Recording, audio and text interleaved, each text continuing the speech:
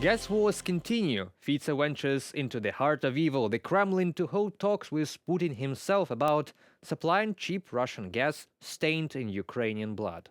North Korean forces prepare more troops for deployment in Kursk Oblast, and more in today's episode. Let's go. Gas wars continue. Some countries have got used to cheap and accessible Russian gas, which is stained with Ukrainian blood. And last night, Robert Fico, the Prime Minister of Slovakia, held talks with Vladimir Putin in Moscow to continue consuming bloody Russian gas. Fico characterized the meeting as a direct response to Ukrainian President Volodymyr Zelensky's decision not to extend the transit agreement for Russian gas supplies to the EU with Ukraine, set to expire on December 31st, 2024. Putin confirmed Russia's readiness to continue supplying gas to Slovakia and the West, Fico wrote, adding that this would become practically impossible due to Ukraine's stance after January 1st, 2025. Let's remind you that pre-war gas relations between Ukraine and Russia were like a war itself. The Kremlin was blackmailing Ukraine with gas supplies before it launched the invasion of Donbass in 2014 and full-scale war in 2022. Ukrainian long-range bombers were given out to Russia as payment for gas debts, and the treaty to station Russian Black Sea Fleet in Crimea too. That was always a leverage of influence against Europe, and please tell me, if your alliances, NATO and EU, say that Russia is your enemy and they will launch war against your state in future, will you be buying something from this country, thus paying money with which the aggressor will prepare an attack on you? Seems crazy, right? But still we have Prime Minister Fico, leader of an EU and NATO nation, complaining that he cannot buy gas from a direct enemy of his country. And don't forget that you have to accuse the victim of the aggression, Ukraine, of not letting you do so. Well, conversation, Putin and I exchanged views on the military situation in Ukraine, the possibilities of an early peaceful end to the war, and on mutual relations between the Slovak Republic and the Russian Federation, which I intend to standardize. Robert Fico, Prime Minister of Slovakia, I'll leave for you to decide the real reasons for this visit, but it has been announced as peacekeeping and gas-keeping initiative to save the business as it is from the people trying to disrupt it because of some unimportant nonsense, just like a genocidal war against the Ukrainian people and an intent to occupy the Baltic states in future. But who really cares? North Koreans prepare already the rotation of their forces in Russia. Well, what remains of them right now? Or it is reinforcements to boost Russian advance even more. World War III is unfolding right now, but one of the sides refuses to acknowledge it still, calling decisive action escalation, while the conflict becomes more and more global with each passing month, eventually escalating even further. North Korea is preparing to expand its military involvement in Russia's full-scale war against Ukraine, including deploying more troops, weapons and kamikaze drones, South Korea's staff wrote. The thousands of North Korean soldiers are already stationed in Russia, with recent intelligence indicating their participation in ground assaults alongside Russian forces in Kursk Oblast. Pyongyang is planning to rotate or increase troop deployments while supplying advanced weaponry such as 240mm rocket launchers and 170mm self-propelled artillery. Signs have also emerged of North Korea preparing to produce and supply suicide drones, which showcased during a military inspection by Kim Jong-un in November. By strengthening its military cooperation with Moscow, Pyongyang aims to gain battlefield experience and modernize its weapons systems, South Korean military states. North Korea has become Russia's closest ally in the war, providing not just artillery and missiles but also manpower. The two nations formalized their military partnership with a defense treaty in June, obligating mutual aid in case of an attack. Despite their growing presence, North Korean troops are experiencing significant losses. South Korean officials reported that at least 100 North Korean soldiers have been killed in Ukraine, largely due to their lack of experience with modern warfare, particularly drone operations. Ukrainian President Volodymyr Zelensky has accused Russia of attempting to conceal information about North Korean casualties, highlighting the secrecy surrounding Pyongyang's involvement. a comprehensive assessment of multiple intelligence shows that North Korea is preparing to rotate or increase the deployment of troops in Russia, while currently supplying 240mm rocket launchers and 170mm self-propelled artillery. There are also some signs of North Koreans moving to manufacture and supply suicide drones, first unveiled during Kim Jong un's on site inspection in November. From a report by South Korea's Joint Chiefs of Staff, The deployment of additional North Korean troops and advanced weaponry marks a significant escalation in the war. It's ironic that in attempts to not create escalation, the West is actually allowing this very escalation to happen. First with Iranian supply of drones to Russia, now with North Korean troops deployed on the ground. I wonder what could happen next, but most of all, I'm grateful to all the defenders of Ukraine for their strength and resolve and endurance to fight in a war where all odds seem to be against Ukraine in numbers, but not in spirit and strategy. Thank you to all of you, warriors. And for our guest in the studio today, we have Ivan Stupak, a former security service of Ukraine employee and a military expert. Mr. Stupak, welcome. Hello, hello. And today I would like to ask you about several things. There's rumors that North Korea is preparing a rotation in the Kursk Oblast and even some more troops to send in to help Russian security forces there to advance on the positions of Ukrainians. What do you think about that? Currently, from right now, it's just a rumors. It's just unconfirmed information from different sources, but without any official confirmation from, I don't know, Western intelligence, Ukrainian intelligence, or some officials. As far as I know, North Korean soldiers are suffering pretty nice number of casualties. What we could definitely say, it's about more than 200 only wounded Russian soldiers. These numbers came from intercepted materials of security service of Ukraine. So it's a minimum of casualties. What about totally dead soldiers from North Korea? We currently have no information. I mean, verified information.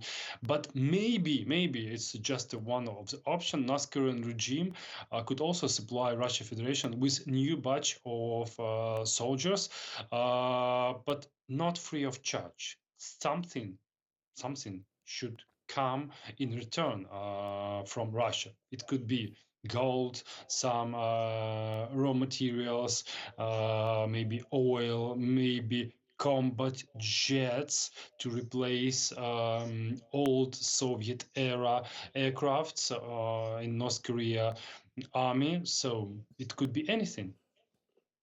Well, what worries me the most is that, like Ukraine is switching to NATO calibers 155 millimeter NATO standard, and Russia is apparently getting out of Soviet-style howitzers, which is 152 millimeter, and they are receiving Koksan 170 millimeter, which is exclusively North Korean development with an exclusive shell of 170 millimeters.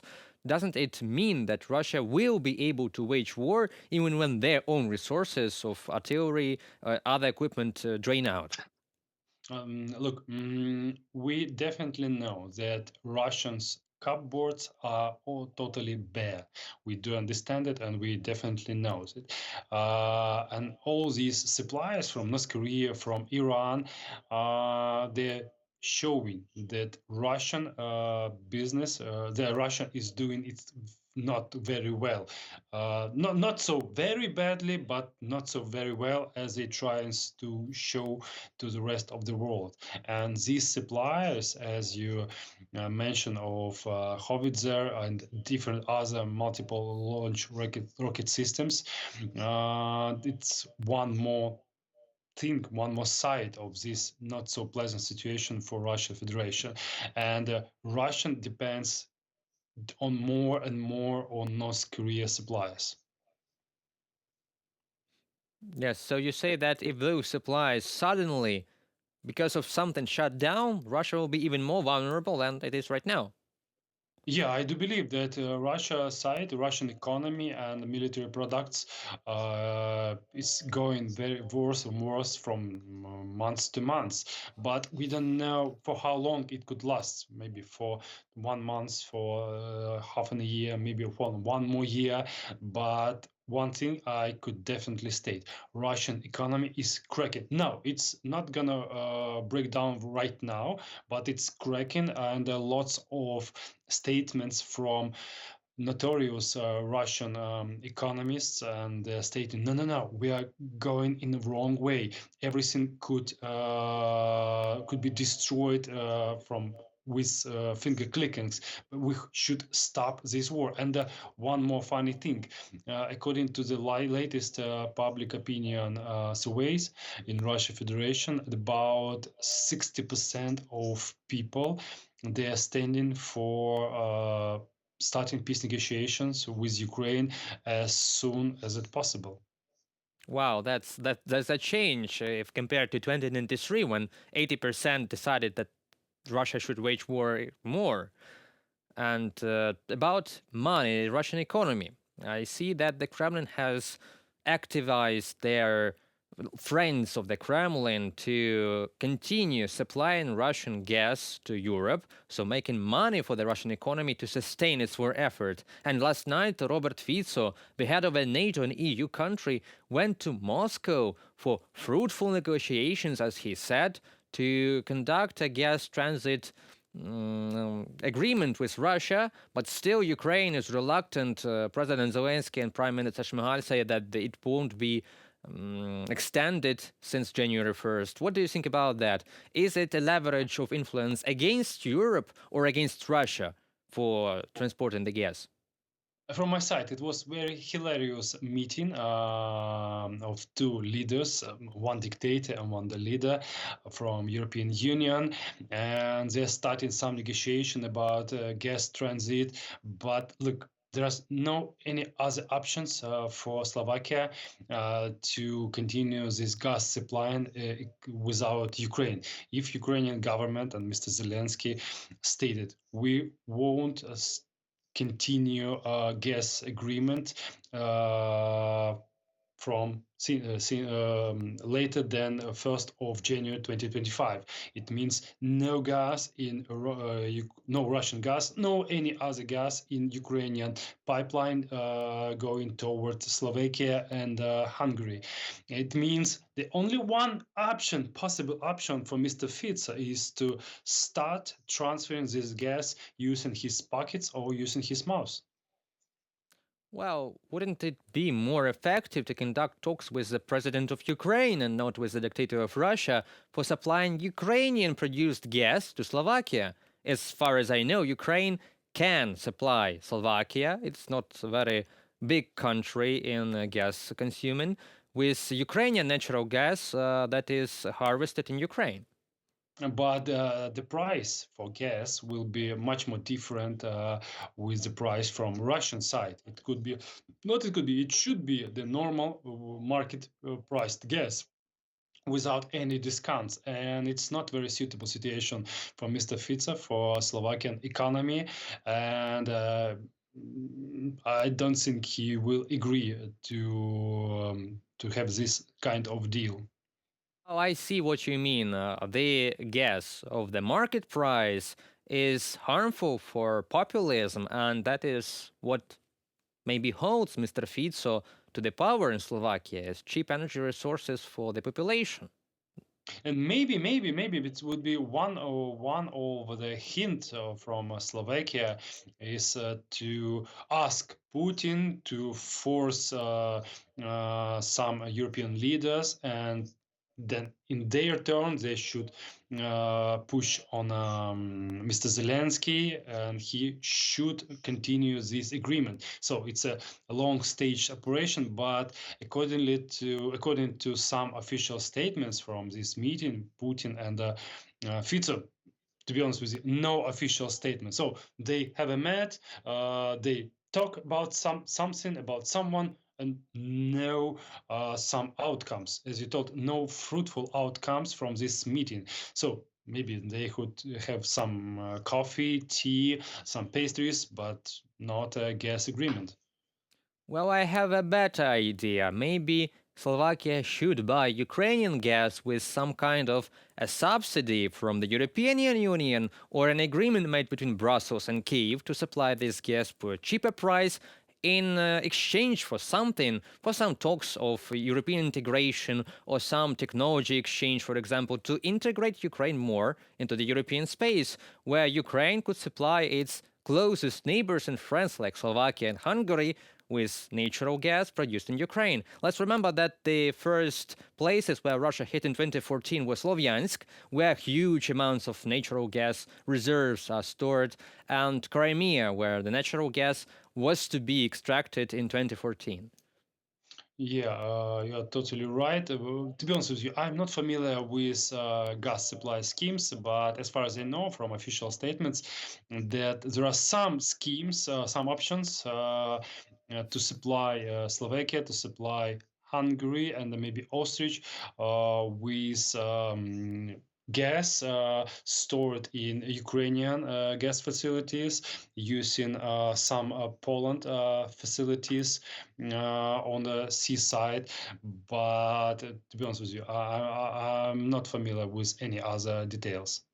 Well, as far as I know, that the most reliable on Russian gas countries are Slovakia, Hungary, and Austria. But Austria has started to refuse Russian gas supplies. They are in an open conflict with Gazprom right now, and they are actually looking for alternative sources. So it is possible for those two countries too. It's only one pipeline. It's which is going through the territory of Ukraine towards Slovakia, Hungary, and ends in Austria. So it's the last pipeline we should cut off and to get rid of Russian supplied gas, because it's a trap. Russian cheap gas, it's a trap for anyone, for Europe, for China, for India. It's a trap. Well, thank you very much for your expertise and opinion and for being in our studio today, Mr. Stupak. Thank you and have a nice evening.